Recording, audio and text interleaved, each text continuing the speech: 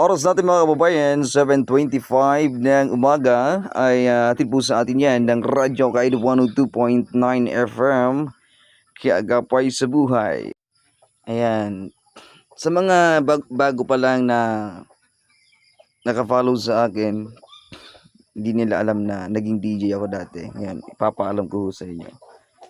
Magsasample ho tayo kung kaya pa nating maging DJ.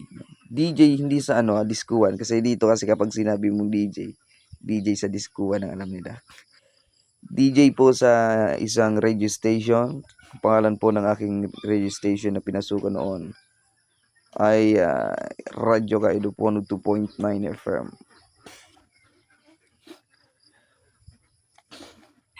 Sample lang ko kaya ng time check natin. Oras natin mga kababayan, 7:25 ng umaga ay atid po sa atin yan ng Radyo Kaido 102.9 FM, Kiagapay sa buhay. At syempre, ngayong umaga ay inyong mga kasama, walang iba kundi ang napaka-pogi na DJ. Pogi talaga, na taga Rawis Libon Albay. At syempre nais ko hong batiin ang lahat ng tagapakinig natin sa umagang ito. At syempre sa mga nag-aalmusal pa lamang dyan, ay abaw, talagang late na ho kayo. Alas 7 na ho. Kaya pa naman pala. At syempre ang ating pangunahing kasama sa mga oras na ito ay ang ating kalabaw. Ayan, kung inyong napapansin ay talagang napakaitim ho ng kaniyang balat, gawa ng hindi ho siya marunong manghilod, dahil hindi niya kayang hiluran ang kanyang sarili. At itong kalabaw ho na ito ay meron ho siyang anak. Ayun ho ang anak niya, parelax lang ho sa tabi niya. At alam niyo ba na ang almusal ng kalabaw ay ang tinatawag na Carabao grass? Na kapag sinabing Carabao grass, ay ang pagkakaalam ng karamihan dito sa Bicol ay alanaw, Yan yung ating damulag. Try natin Bicol naman yung lingwahe natin.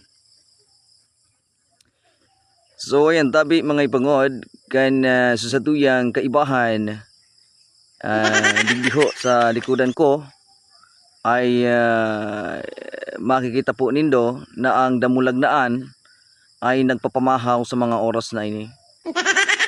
Ngunyan, dahil nga sa satuyang programa digdi sa radyong indong pigdadangog sa mga oras na ini, ang damulagnaan ay nagpapamahaw pa lamang. Sa kabilang banda, ang kanyang igin o ang kanyang aki ay nagre-relax duman sa gilid kan puno kang lubi o puno kang nuyog. Lubi Bisaya kadto. At idi sa sakong ampangan, makikita ninyo kan labing awas kong paparoy. Iyan. Napirang simana na tuurog ng maray, di pa man tabi ganira pigpa-harvester.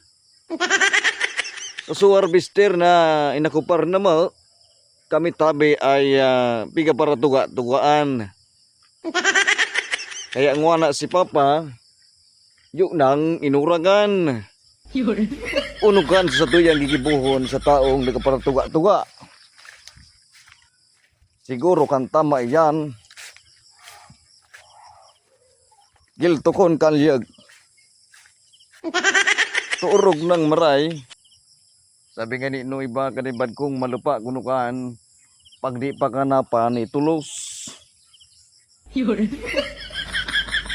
Kaya ngwana, mga-diskarte talaga kaming mapani kading butterfly katong ay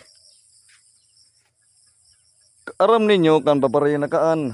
Pagpun ka ni di hanggang ito sa buro. Wana kani pagpinane sabi sa aking ama kan makakaipuan kunong tao walo ka tao. Pero kapag hinarbister parang oras na. Kapay da. Naisipan ni DJ bagaw no. Yan, shoutout sa mga vlogger ide sa Bicol. Ayan. Si Mading Nelly. Si Boss Lapugo. Kupal. Si Boss Kupal. Kupal Brothers. Yan. Shoutout sa inyo kay Ryan Betadora. Nistor Bungay. At pinino pa ba? Basta shoutout sa lahat ng content creator dito ho. No? Sa Kabikulan. Ayan, sa mga small content creator na katulad ko, no, kung may time ho kayo na magipag kismisan sa akin, wag ho kayo mahiya, ano? Peace out.